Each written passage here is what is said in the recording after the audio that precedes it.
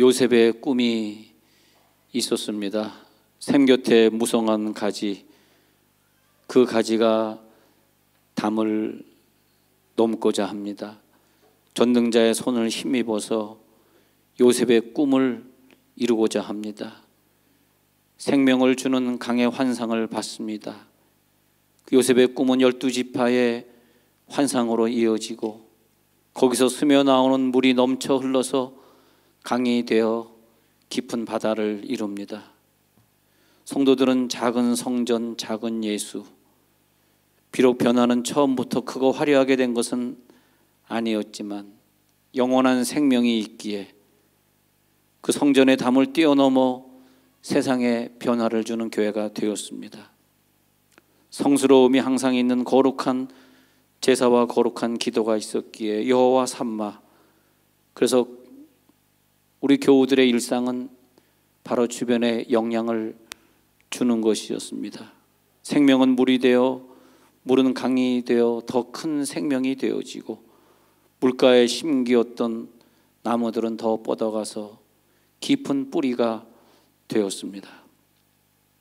하나님은 우리들에게 왜 질병을 주었을까? 왜 아픔을 주었을까? 난 성도들이 아파할 때마다, 어떤 병에 대해서 기도를 부탁할 때마다 참 하나님은 실수하시는 거다. 완벽하신 하나님이 왜 이렇게 예수 잘 믿는 사람들 아프게 하고 왜 앞길을 안 열어주시는가? 그것 때문에 저는 지금도 고민이 많습니다. 그런데 하나님이 어떤 시대나 가정을 변화시키기 위해서는 그 사람을 때로는 아프게 하기도 하고 또 어려움을 주기도 하고 하면서 그 사람이 그 가정을 위해서, 그 시댁을 위해서, 그 교회를 위해서, 그 국가를 위해서 헌신하게 하시는 과정으로 사용하신다는 비밀을 알게 된 거죠.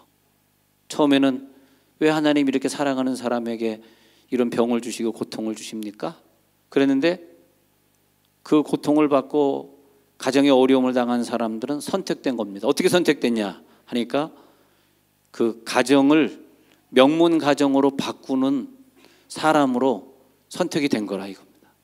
부모에게 물려받은 것이 없지만 더 자녀에게 많은 것을 물려주고자 열심히 노력하고 그러면서 이 가문이 바뀌어가는 겁니다. 가문이. 그 가문이 더 좋은 가문으로 바뀌어가면 하나님이 그를 사랑하셔서 그에게 더 많은 물질을 누리고 더 많은 후손을 누리게 되는 거죠. 그래서 제가 부탁하기를 자녀에게 무뚝뚝해도 안 되지만 1번 무뚝뚝한 건 더 안 좋은 거지만 2번 잔소리하지 마라.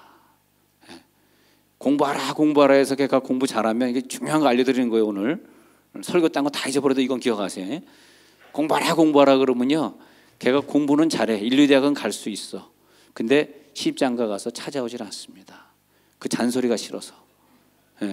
그러니까 가만 놔둬서 공부하는 게 진짜 잘하는 거지 자꾸 잔소리해서 공부하는 건 잊어버리는 거예요. 아이를요. 그래서 공부하라 해서 공부 잘하는 아이들일수록 부모를 잘 못 알아봅니다. 그리고 멀리 떨어져 살라 그래요. 안 돌아오려 그래요. 근데 우리가 열심히 자식을 낳아서 키웠는데 뭐 고등학교나 혹은 대학교까지 잘 키웠는데 그 아이가 한 번도 찾아오지 않으면 무슨 재미로 인생을 살아요? 나는 그저 우리 아들, 딸 요즘 데리고 살면서 하나님 요것들이 좀 요 귀여운 아이들이 좀 더 계속 나하고 살게 해주세요. 시집장가 좀 늦게 가게 해주세요. 늘 이렇게 기도하는데 얼마나 요것들이 그냥 연애를 좋아하는지 미치겠습니다.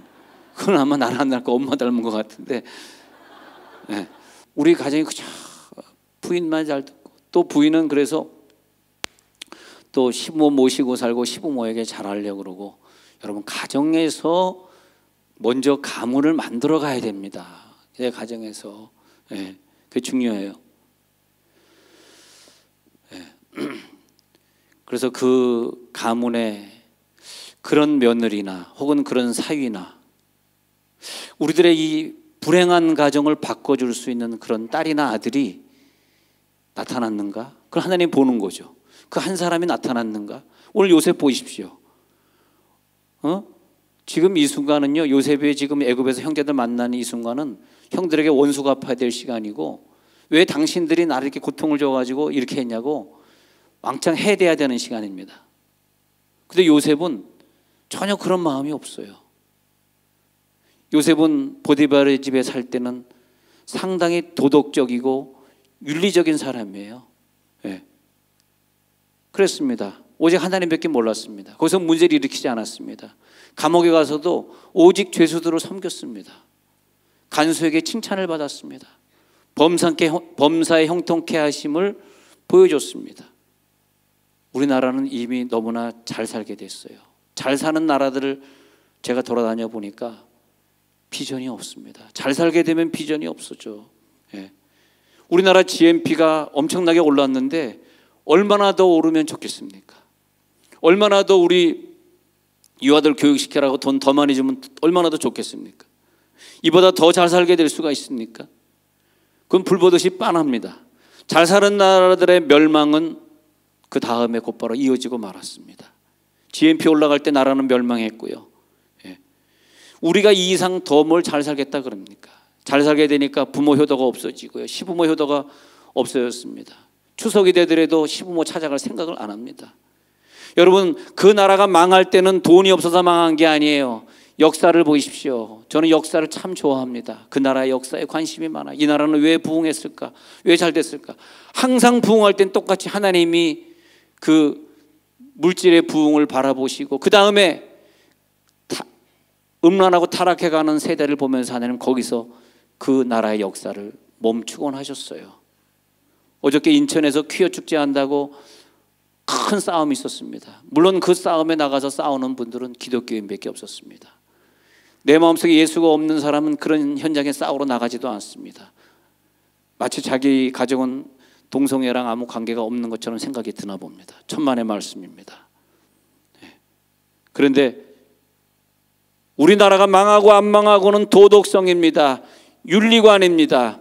그것이 서 있지 않는 가정은 하나님이 그 가정을 문 닫으시는 거예요. 가정의 윤리가 세워져야 돼요. 가정의 도덕이 세워져야 됩니다. 할렐루야. 그걸 세워야 됩니다. 그게 명문가정이에요. 돈 많이 있는 게 명문가정이 아니에요.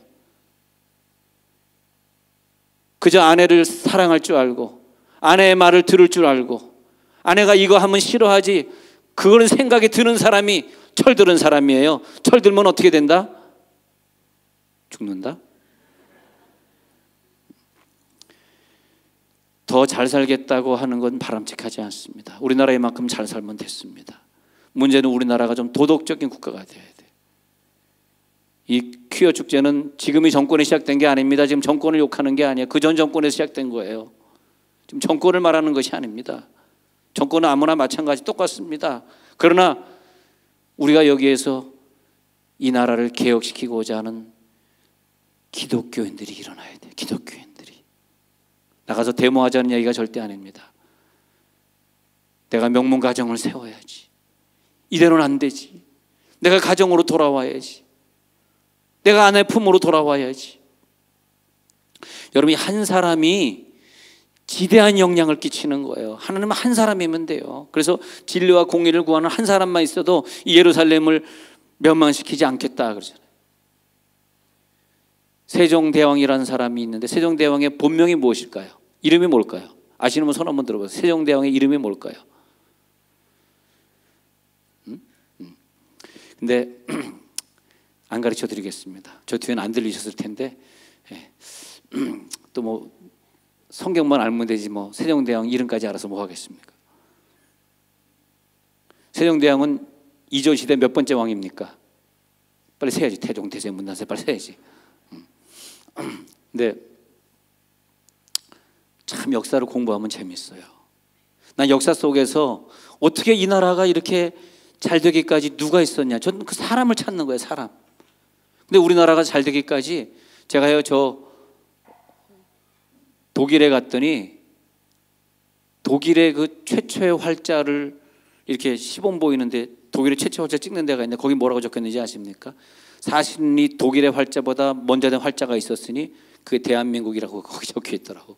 독일말로 돼 있고 한국말로 번역이 돼 있어. 예, 최초 활자는 대한민국에서 만들었대요. 전 세계 최초 활자를 대한민국에서 만들었대요. 와, 안 놀라는구나. 별로 안 놀라는구나. 한 사람의 영향력이 지대한 영향을 끼쳐서 수도사대를 세종대학으로 바꿨다 이거야. 별로 안 놀라는구나 이것도. 수도사대가 있었는지도 모르는구나. 세종시를 만들었다 이거야. 세종대왕이 세종시. 에? 이게 대단한 거 아닙니까 이게 사실. 여러분 1592년 7년간의 외적을 물리치려고 나타난 사람이 이순신 아닙니까? 이순신 장군의 애국심. 그것 때문에 우리 아이들이 지금도 이순신 책을 읽으면서 나도 이순신처럼 훌륭한 애국자가 될 거야. 그런 거 아닙니까? 나라가 그냥 세워져요? 교회가 그냥 세워져요? 여러분 우리 교회가 이렇게 크게 건축이 되기까지 그냥 됐습니까? 어떤 한 사람이 사실은 희생을 한 거죠. 누가 충성을 하게 된 거죠. 또 어떤 한 사람이 또 열심히 땅을 팠겠죠. 그러면서 그 한 사람 때문에 하나님은 교회를 세워 나가셨던 거죠. 예수님 한 분이 이 땅에 오심으로 말미암아 우리는 영생 천국을 누리게 되고 예수님 한 분으로 말미암아 구원받고 내 죄를 다 사함받게 됐습니다. 그 예수님이 이 땅에 오시지 않았으면 우리는 영원한 지옥에서 뜨거 놀라서 일어나지 마십시오. 그냥 주무십시오. 뜨거 그러면서 얼마나 지옥에서 고생했겠습니까? 참 이렇게 설교는 내용도 있어야 되지만 재미가 있어야 된다. 그걸 기억하시고 오늘 등록해라. 오늘 등록하시기 바랍니다. 자꾸 등록하는 이렇게 돌아다니는 건 좋은 게 아니에요. 지난주에 그 교회 갔더니 그 교회에서 그랬잖아요.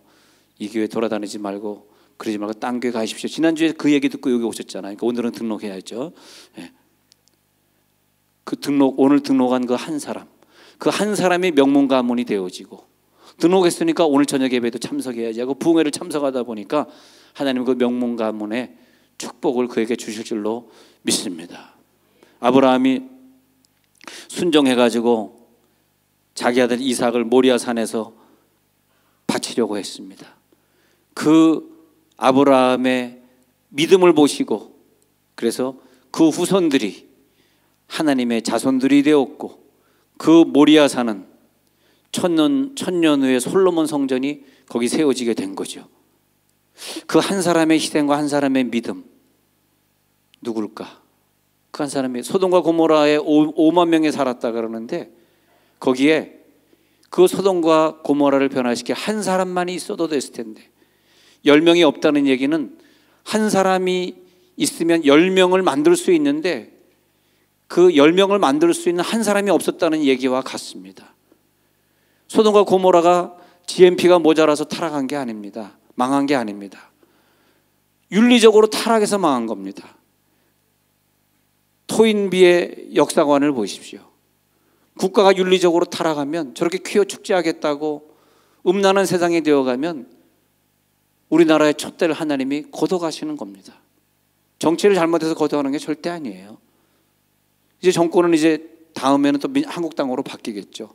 민주당 해봤으니까 또 뭐가 비리다, 뭐 경제가 안 된다, 그래 또 바꾸겠죠. 그러면 퀴어 축제가 없어질까요? 그건 아닙니다. 그건 우리나라 사람들이 전체적으로 마음이 타락했다는 것이지 정치가 타락한 게 아니에요. 그런데 요셉은 이스마엘 사람에게 팔려가지고 그래서 애굽에 포로되어 왔습니다. 그리고 거기에서 7년 흉년을 먼저 만나죠. 그러나 요셉의 마음속에 가정을 미워하지 않았습니다. 형들을 미워하지 않았습니다. 나의 이 환난과 역경을 통해서 하나님은 분명히 어떤 일을 하시고 말 거야. 그런 생각을 하게 됐습니다. 그렇기 때문에 형들이 요셉 앞에 섰을 때 형들이여 당신들이 나를 여기 팔았잖아 하면서 다 죽일 거야 한 것이 아니라 이런 유명한 말을 남겼습니다. 형들이 한탄하지 마소서, 두려워하지 마소서. 나를 여기에 보낸 것은 형들이 아니요 하나님이십니다. 이제 애굽 땅에도 기근이고 가나안 땅에도 기근인데 이제 기근 2년 지나고 앞으로 5년 동안은 더 기근이 있을 것 같습니다. 제가 꿈에 봤거든요. 그래서 7년 기근인데 앞으로 5년 동안 이 기근에 형들 가나안 땅에 돌아가면 다 죽습니다. 그래서 형들을 구원하시려고 나를 먼저 보내셔서 17살 때 일로 와서 내가 39살이 됐으니 22년 동안 여기서 살았는데 전 너무 감사하게요. 애굽의 그 제사장의 딸하고도 결혼하게 되었고, 그리고 여기에서 그리고 두 아들도 얻게 되었고, 너무너무 감사하고, 형님들 감사해요. 저를 여기 보내준 게 너무 감사하고, 제가 여기에서 이 나라에서 제2인자가 됐어요. 첫째는 바로왕이고 두 번째는 총리인데 사람들이 더 저를 갖다가 존경하고 있어요. 얼마나 좋아요. 제가 여기 먼저 오게 된 건 정말 형들 감사해요. 두려워하지 마세요, 울지 마세요 하고 형들을 껴안고 위로합니다. 비록 11번째 아들이지만 장남보다 훨씬 나은, 여러분, 우리의 식구들 중에, 자녀들 중에 그런 아이가 하나 나와야 되겠더라고. 요셉 같은 아이, 세종대왕 같은 그런 사람. 우리 기도해야 돼. 하나님, 오늘 저녁부터 우리가 명문가문 집회에 들어갑니다. 오늘은 저녁 7시 반인데 내일은 하루 3번 하는데 새벽, 아침, 저녁에 합니다. 하나님, 우리 가정을 살리는 명문 가문을 주옵소서. 내 가정을 살리는 명문 며느리가 되게 하옵소서. 근데 왜 남자만 하면 하냐? 명문 사위가 되게 해주옵소서. 그러시기 바랍니다. 예, 그래야 돼요. 나로 말미암아 내 시댁 식구가 다, 아니 그 주중에 3층 식당에서 밥 먹다 어떤 분이 그러더라고요. 자기도 예수를 안 믿었는데 시집을 갔답니다. 근데 너무 남편 구박이 심해가지고, 여자들은 왜 시집 가는지 모르겠어. 구박받으려고. 난 그게 이해가 안 돼요. 너무 구박이 심해가지고 막 죽고 싶을 정도로 살았답니다. 그래서 할 수 없이 자기가 하나님을 믿었답니다. 교회를 찾아갔대요. 그래가지고 교회를 찾아가서 예수 믿게 되고, 그 다음에 시댁 식구를 다 구원했답니다. 남편도 변화되고. 바로 이거예요. 만약에 그 집안에 이 며느리가 들어오지 않았으면 그 시댁식은 다 지옥 갔을 거 아닙니까? 또 저 요르단에서 만난 그 젊은 선교사님도 자기 아버지 집안이 다 단명하고 죽더는데 50을 못 넘기더래요. 50을. 근데 자기 아버지가 자기 할머니가 그 할머니가 아들을 낳는데, 자기 아버지를 낳는데 이 아이가 곧 죽게 된 거라. 그런데 다 단명해서 죽으니까 이 아들도 죽으면 어떡하나 해가지고 어떤 사람이 교회를 가면 된다 그래가지고 달려간 곳이 여의도 순복음교회 달려갔답니다. 여의도 순복음교회 달려가가지고, 그런 아버지가, 그러니까 나이가 지금 한 뭐 좀 어느 정도 됐겠죠. 근데 그 여의도 순복음교회 달려가가지고 거기서 그 기적으로 살아났답니다. 그리고 아버지는 목사가 됐고, 아버지가 또 아들을 낳아서 자기도 여의도 순복음교회 다니다가 보니까 지금 30대의 목사가, 선교사가 되어 있는데, 그 다음에 예수 믿고 난 다음에 가정이 단명하는 사람이 다 없어지고 우환이 없어지고 경제적으로 잘 살게 되고, 그러니까 그 아들을 끼어안고 교회로 달려갔던 그 할머니가 결국은 그 가정에 명문 가정을 세운 거죠. 명문 가정에는 한 사람이 나타나야 돼. 한 사람. 내 가정을 구원해낼 수 있는 한 사람. 주여, 그 한 사람이 되기를 원합니다.